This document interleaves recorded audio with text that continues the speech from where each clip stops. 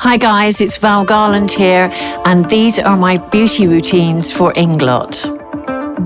Step 1, I'm using the Peptide Lifting Face Concealer. This is going to open up and accentuate the bone structure.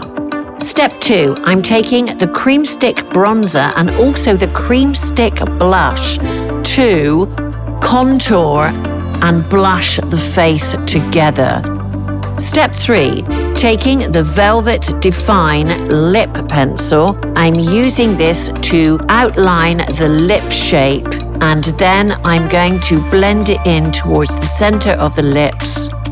Step 4, I'm taking the Freedom System palette and I'm using natural shades to accentuate and bring out the natural contours of the eye. I'm taking a kohl pencil in a brown and I'm pushing that into the lash line to give definition.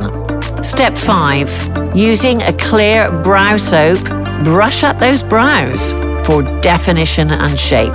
This is natural looking makeup. It's fresh, it's clean, it's just dialing up what's already there.